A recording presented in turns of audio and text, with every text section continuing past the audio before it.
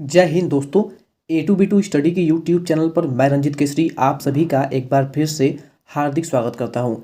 दोस्तों, अगर आप डी फार्मा इंटेंस एग्ज़ाम 2024 की प्रिपरेशन कर रहे हैं तो चैनल को सब्सक्राइब जरूर कर लें, क्योंकि डी फार्मा इंटेंस एग्ज़ाम की फुल प्रिपरेशन हम यहाँ पे आपको करा रहे हैं। आज की जो हमारी क्लास होने वाली है वो बायोलॉजी ग्रुप E1 के बच्चों के लिए होने वाली है। आज की क्लास में हम आपके बायोलॉजी के एक बहुत ही मोस्ट इम्पॉर्टेंट चैप्टर को स्टार्ट करने वाले हैं। देखिए, आपके बायोलॉजी का जो सिलेबस है, कंप्लीट सिलेबस ग्रुप E1 और ग्रुप E2 दोनों ही ग्रुप के बच्चों के लिए कंप्लीट जो सिलेबस है वो हमने आपको चैनल पर ऑलरेडी अपलोड कर दिया है उसकी वीडियो को। ठीक है, तो आप उस वीडियो को आपके सर्च करके भी देख सकते हैं। A2B2 study D pharmacy syllabus, ठीक है, ऐसे करके सर्च करेंगे आपको कंप्लीट उसमें पूरा सिलेबस जो है और किस टॉपिक से कितना वेटेज के क्वेश्चन आते हैं कंप्लीट जानकारी दी गई है। उस वीडियो को जरूर देख लीजिएगा।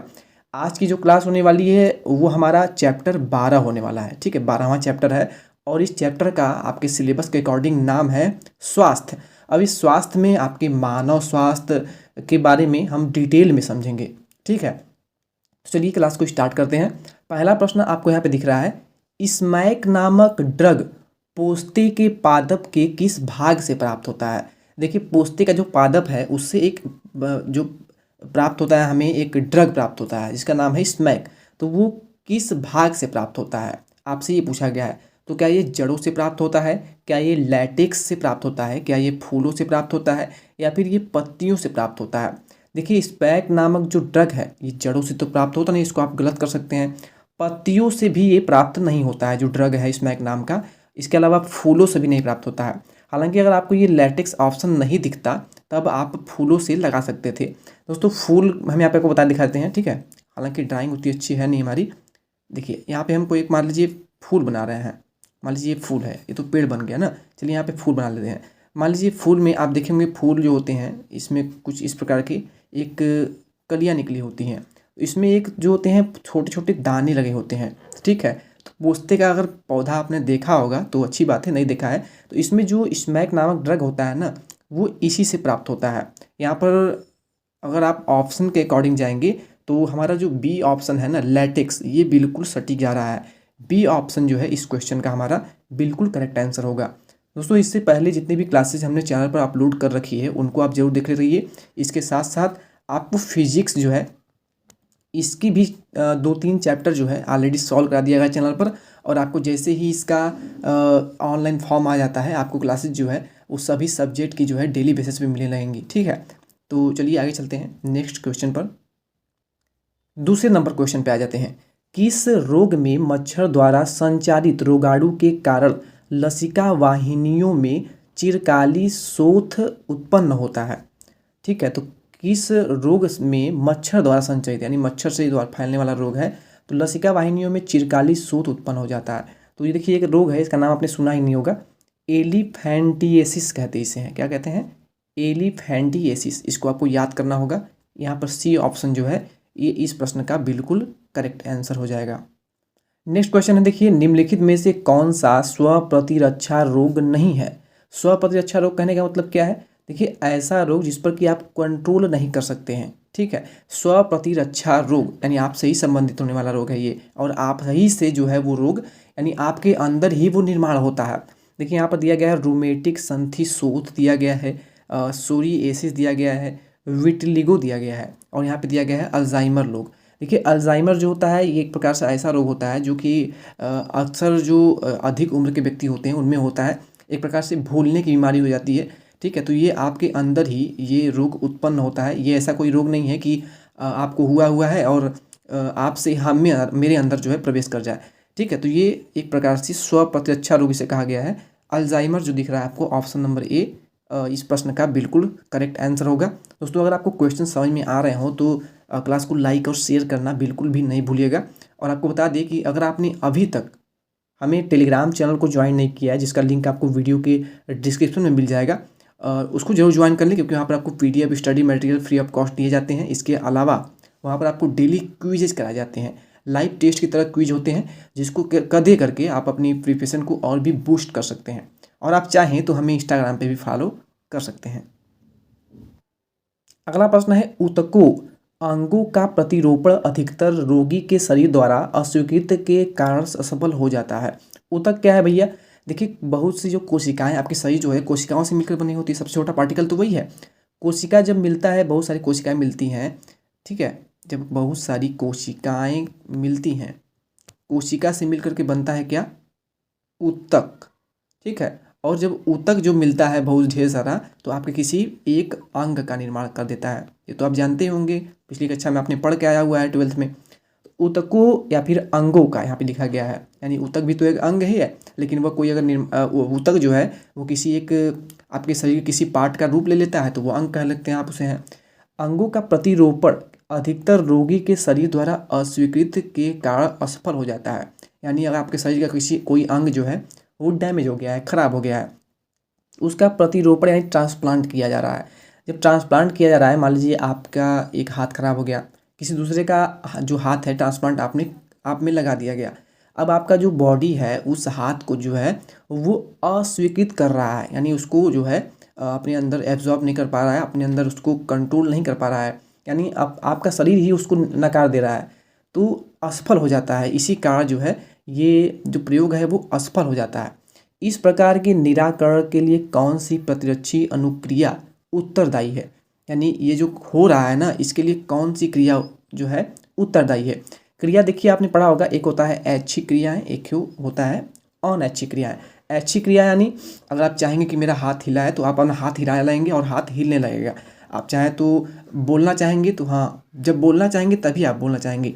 आप शांत रहेंगे तो आप शांत रह जाएंगे, इस पर आप कंट्रोल कर सकते हैं।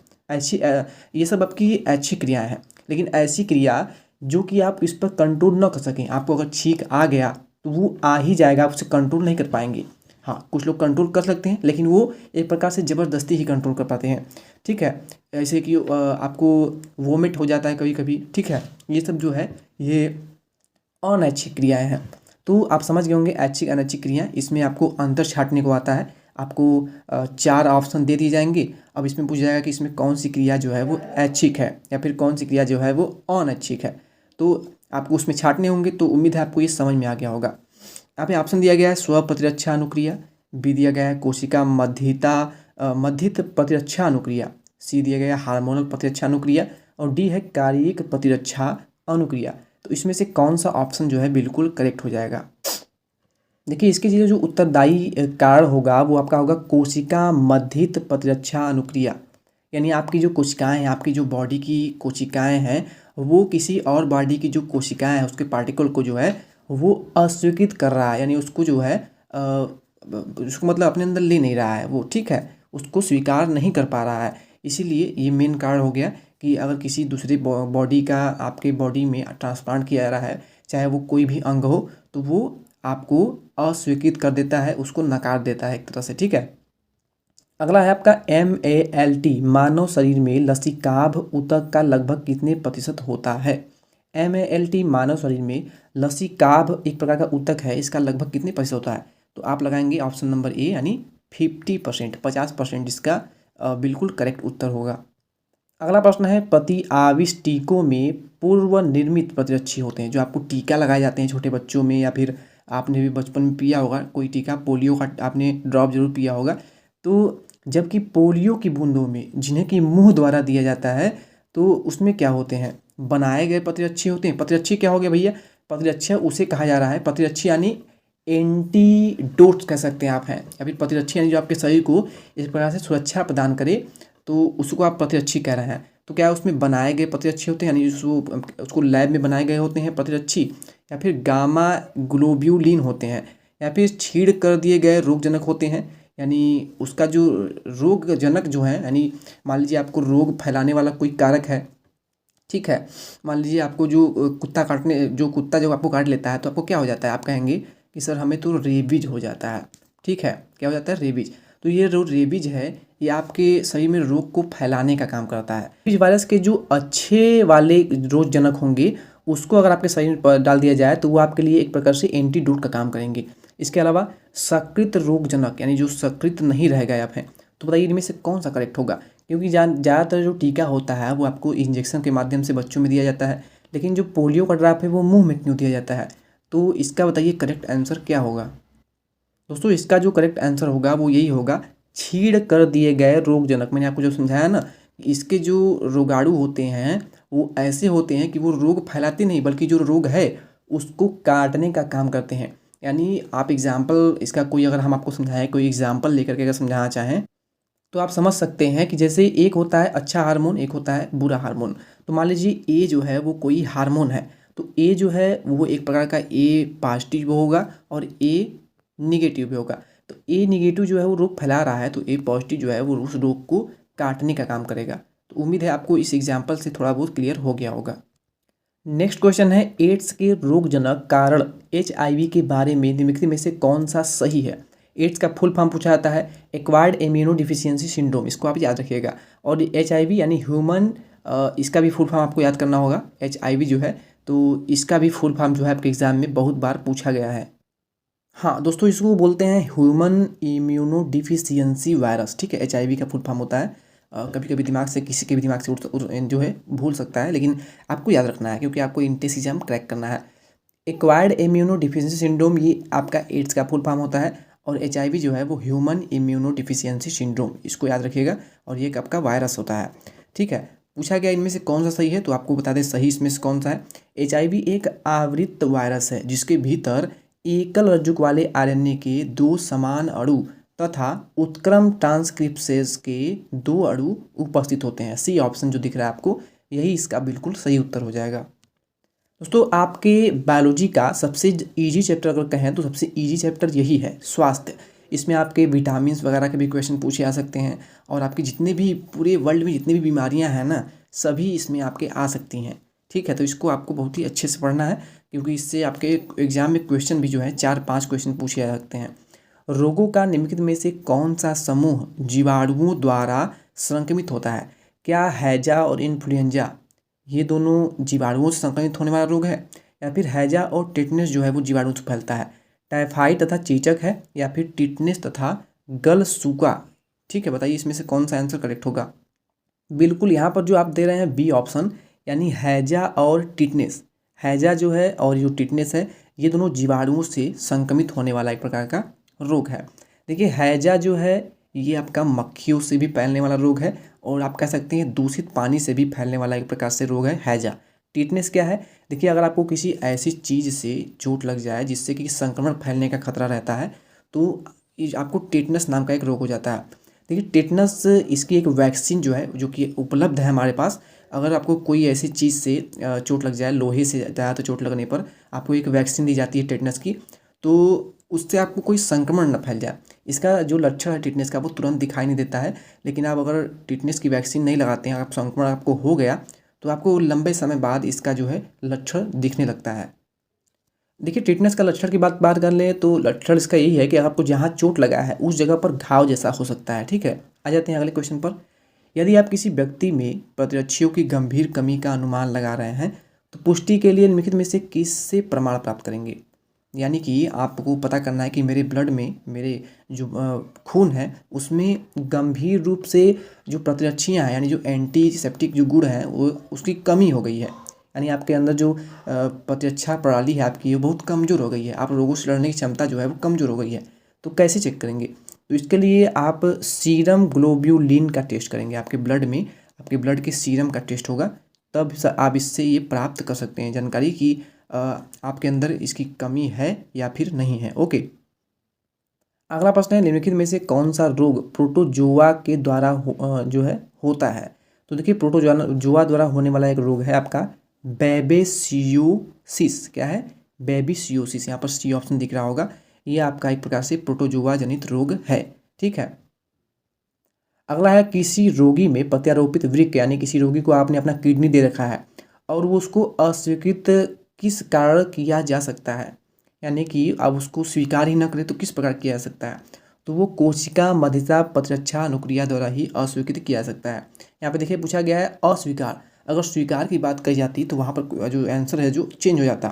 लेकिन आपने किसी को किडनी दिया है और आप चाहते हैं कि उसको किडनी जो है वो सूट ही नहीं करे, किडनी जो है उसकी बॉडी एक्सेप्ट ही ना करे, नकार दे, या फिर उसको जो है मेरी किडनी जो है लगाने से कोई बेनिफिट ना मिले, ठीक है, उसकी तबीयत ना ठीक हो। आप अगर ऐसा चाहते हैं तो ऐसा तो कोई आपका दुश्मन होगा नहीं जिसे आप अपना किडनी भी दे रहे हैं और चाहे कि वो ठीक भी ना हो, तो ऐसा कोई तो होगा नहीं, ठीक है। तो यहाँ पर आपने अभी ऊपर क्वेश्चन करा था और जिसने उस क्वेश्चन को समझ लिया था वो इसका आंसर दे दिया होगा। बी ऑप्शन बिल्कुल करेक्ट हो जाएगा। अगला प्रश्न है आपका, निम्नलिखित में से कौन सा घटक प्रतिरक्षा ग्लोब्यूलिन मानव दुग्ध में सबसे अधिक प्रतिशत में पाया जाता है?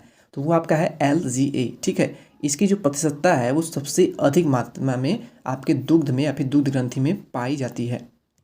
अगला प्रश्न आपका, एड्स उत्पन्न करने वाला HIV सबसे पहले क्या नष्ट करता है? अगर आपके शरीर में एड्स जो है ये रोग अगर हो जाता है तो आपके शरीर में सबसे पहले ये किस पर हमला करता है? आपके बॉडी के किस पार्टिकल पर ये हमला करता है या फिर प्रभावित करता है? तो आपकी जो टी लिम्फोसाइट्स होती हैं कोशिकाएं, इसको प्रभावित करता है सबसे पहले। ठीक है, सी ऑप्शन यहाँ पर बिल्कुल करेक्ट इसका आंसर हो जाएगा। अगला प्रश्न है, एंट अमीबा हिस्टोलाइटिका का सक्रिय रूप किस पर भरण पोषण करता है? तो इसका बिल्कुल करेक्ट आंसर जो है वो आपका हो जाएगा ए ऑप्शन, लोहिताड़ु यानी आपके जो RBC है उसके बारे में बात किया गया है, वृद्धांत यानी बड़ी आंत के म्यूकोसा और सब म्यूकोसा को। ठीक है, ए ऑप्शन करेक्ट हो जाएगा।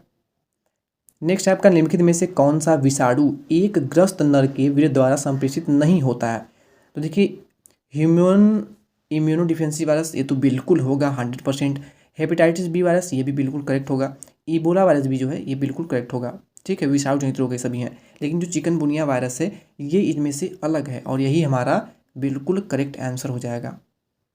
अगला, निम्नलिखित में से कौन सा रोग लैंगिक रूप से संप्रेषित नहीं होता?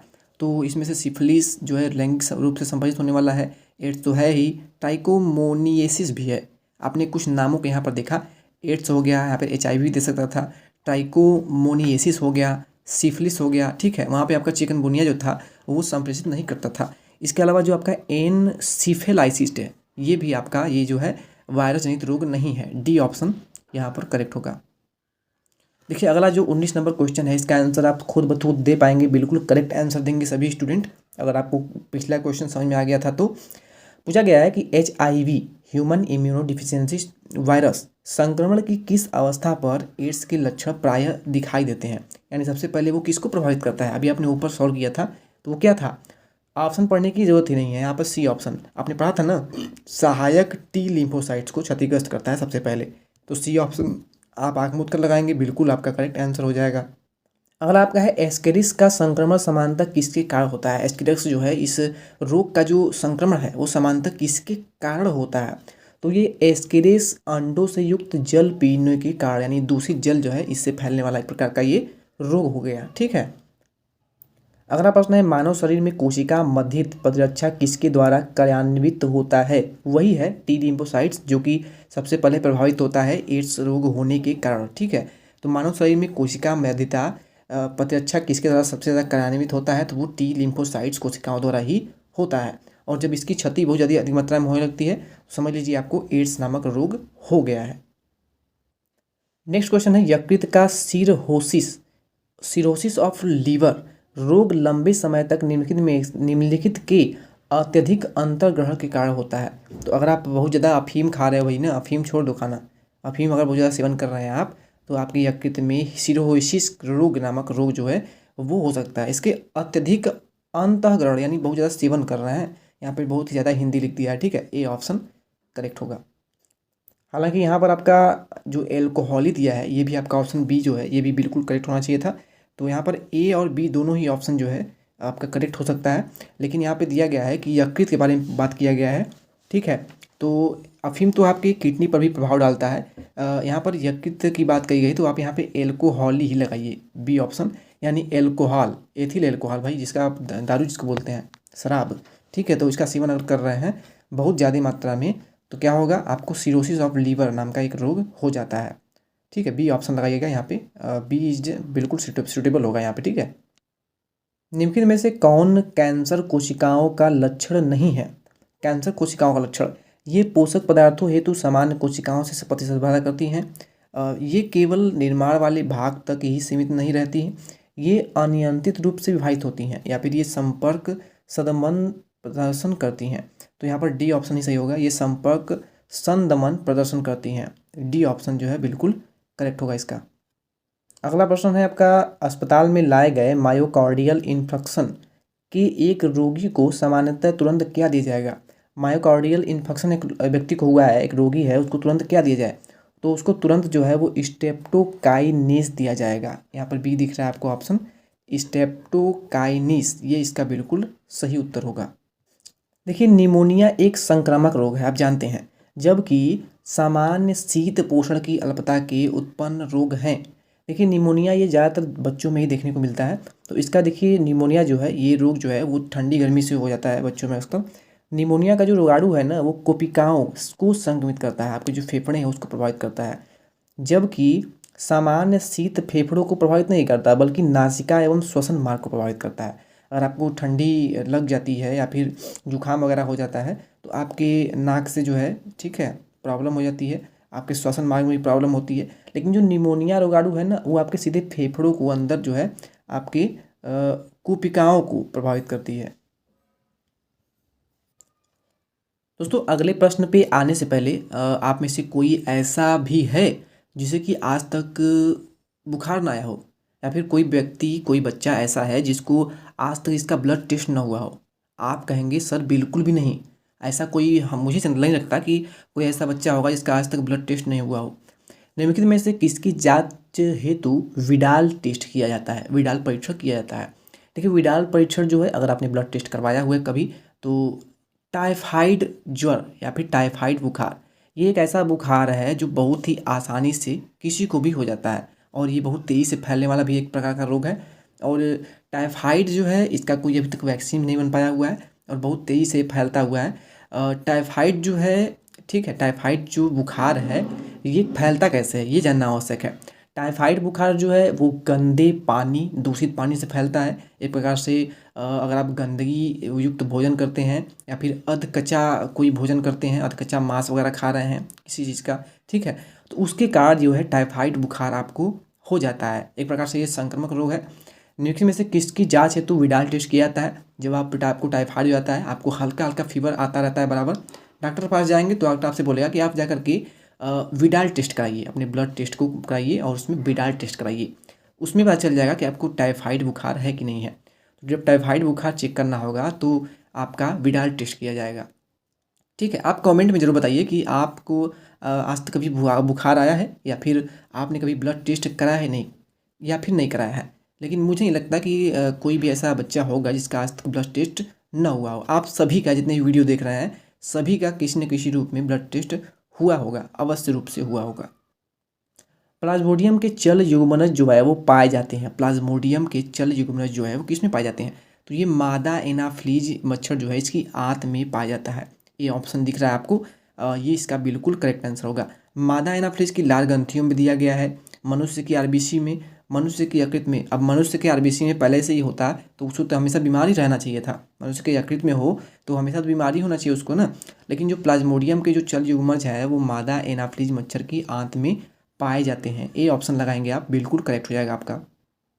रोगों एवं प्रतिरक्षीकरण के संबंध में सही कथन का चुनाव कीजिए। सही कथन देखिए यही है, यदि किसी कारणवश बी तथा टी लिम्फोसाइट्स क्षतिग्रस्त हो जाए तो शरीर रोगाणुओं के विरुद्ध प्रतिरक्षियों का निर्माण नहीं कर पाएगा। समझ रहे हैं ना, समझाने की आवश्यकता ही नहीं है इसको है। अगला क्वेश्चन है आपका, सामान्य जुखाम का उपचार प्रतिजैविक द्वारा नहीं होता है, क्यों? देखिए इसलिए क्योंकि एक विषाणु के कारण होता है। जो सामान्य जुखाम का उपचार जो है वो प्रतिजैविकों द्वारा नहीं होता है, क्योंकि एक विषाणु के कारण होने वाला रोग है। ए ऑप्शन यहाँ पे आप लगाएंगे, बिल्कुल करेक्ट इसका आंसर हो जाएगा।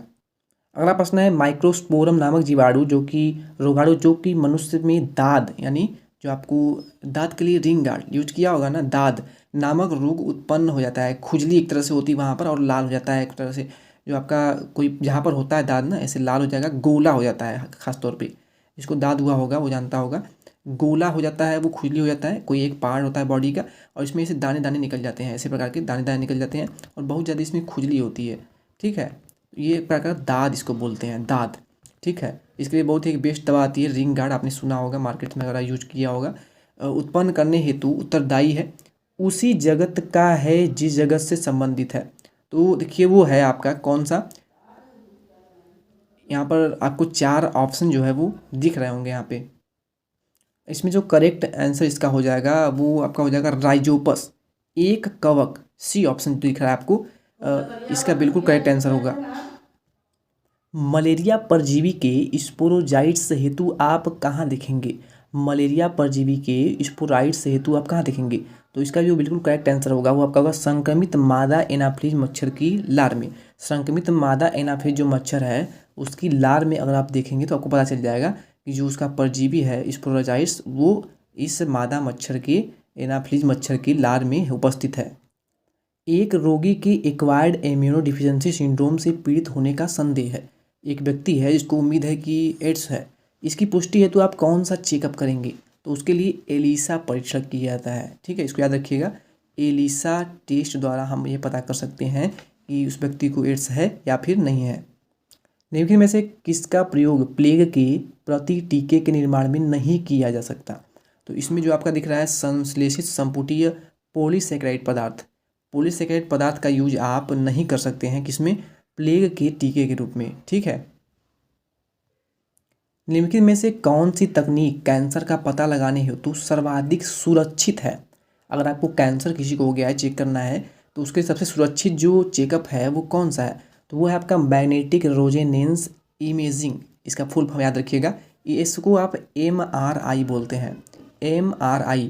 ठीक है, मैग्नेटिक रेजोनेंस इमेजिंग। इसके द्वारा, इस चेकअप के द्वारा आप पता कर सकते हैं कि इसको कैंसर है या फिर नहीं है। निम्नलिखित में से कथनों में से सही कथन का चयन करिए। जब अपराधियों को समन कारक औषधियाँ दी जाती हैं तो वो सत्य बोलने लगते हैं। बिल्कुल इसमें तो ये तो सही बात है नहीं। ऐसे व्यक्ति जिनकी शल्य चिकित्सा की गई हो उन्हें दर्द निवारक के रूप में प्रायः मार्फिन दी जाती है। सी दिया गया है तम्बाकू चबाने से रुधिर दाब तथा हृदय दब कम हो जाते हैं। बिल्कुल गलत है, बढ़ जाता है भाई ना, इफेक्ट डालता है। शल्य चिकित्सा के उपरांत रोगी को कोकेन दिया जाता है, ये भी बिल्कुल गलत है। यहाँ पर जो सही उत्तर है वो बी है। बी यानी इसमें दिया गया है ऐसे व्यक्ति जिनकी शल्य चिकित्सा की गई हो, यानी कि उनका कोई ऑपरेशन वगैरह हुआ हो, तो उन्हें दर्द निवारक के रूप में मार्फिन जो है वो दवाइयों के रूप में उसमें उसकी मात्रा उपस्थित होती है, वो दी जाती है। बी ऑप्शन दिख रहा है आपको ना, ये सही उत्तर इसका है। अगला है टी लिम्फोसाइट्स में टी अक्षर द्वारा क्या प्रदर्शित होता है? टी लिम्फोसाइट्स में टी का फुल फॉर्म आपसे पूछा जाएगा। तो ये प्रीवियस ईयर में पूछा गया प्रश्न था। टी लिम्फोसाइट्स में टी का मतलब क्या है? तो टी का मतलब है थाइमस। क्या मतलब है? थाइमस। टी मतलब इसको आप बोलेंगे थाइमस। ठीक है, याद रखिएगा। ओके। अगला है निम्नलिखित में से कौन सा कथन सत्य है? तो देखिए इसका सत्य कथन मैं आपको बता दूं। मेलिग्नेंट ट्यूबर जो है, ट्यूमर नाम का रोग आपने सुना होगा, ये मेटास्टेसिस प्रदर्शित करते हैं। D option. ओके, ये करेक्ट हो जाएगा आपका। अगला प्रश्न है निम्नलिखित में से कौन सा युग्म जो है जो कि विषाणु जनित रोगों को प्रदर्शित करता है? बताइए इनमें से कौन सा रोग है जो कि विषाणु जनित रोग यानी वायरस जनित रोग को प्रदर्शित कर रहा है? देखिए यहाँ पर आप देखेंगे तो आपको जो दिख रहा है एड्स, आप तुरंत जान जाएंगे सर एड्स जो है वो तो विषाणु जनित रोग है, लेकिन एड्स तो इसमें भी दिया गया है। तब तो ये दो ऑप्शन आपको कंफ्यूज कर सकता है। और टाइफाइड और ट्यूबरकुलोसिस ये तो बिल्कुल होगा ही नहीं, इसको तो आप जान गए कि ये तो सर होगा नहीं, इसको काट दीजिए। अतिसार और सामान्य शीत, देखिए सामान्य शीत जो है ये भी आपका वायरस जनित एक प्रकार का रोग है, लेकिन अतिसार तो ये वायरस जनित रोग है नहीं, ये तो आपका विषाणु से होने वाला सॉरी ये आपका जीवाणु से होने वाला रोग है। यहाँ पे जो सामान्य शीत और एड्स है दोनों साथ में दिए गए हैं, इसलिए आप बी ऑप्शन जो है आप लगाएंगे तो आपका आंसर बिल्कुल सही हो जाएगा। दोस्तों अगला हमारा आज की क्लास का आखिरी प्रश्न होगा। निम्नलिखित में से किसकी कमी के कारण मनुष्य में अल्जाइमर नाम का रोग हो जाता है? अल्जाइमर क्या है आपको ऊपर बताया था हमने। तो देखिए एसिटिल कोलिन की कमी अगर आपके शरीर में, आपके बॉडी में इसकी कमी हो जाती है तो आपको अल्जाइमर नाम का रोग हो जाता है। अल्जाइमर जो है एक प्रकार का ऐसा रोग है, अब मैंने आपको ऊपर बताया था, इसके बारे में जानकारी टाइम पास नहीं करना है। एसिटिल कोलिन, इसको आप याद रखिएगा, इसकी कमी आपका शरीर में अगर हो गई तो आपको अल्जाइमर हो जाएगा। ठीक है, तो दोस्तों ये हमारी आज की क्लास का आखिरी प्रश्न था। आपको हर एक क्वेश्चन को हमने अच्छे से समझाने का प्रयास किया है। तो इसके पार्ट 2 में यानी अभी इसमें बहुत से टॉपिक बचे हुए हैं क्योंकि बहुत ही इंपॉर्टेंट चैप्टर है, तो इसके आने वाले सेकेंड क्लास में हम जो क्वेश्चन बचे हुए हैं उसको सॉल्व करेंगे। ठीक है, तो आज की क्लास आपको कैसी लगी हमें कमेंट सेक्शन में ज़रूर बताइएगा, और अगर क्लास अच्छी लगी हो तो वीडियो को लाइक और शेयर करें अपने दोस्तों के साथ जो भी डिफार्मेसी इंट्रेंस एग्जाम की प्रिपरेशन कर रहे हो, उनके साथ इस वीडियो को अवश्य रूप से शेयर करें।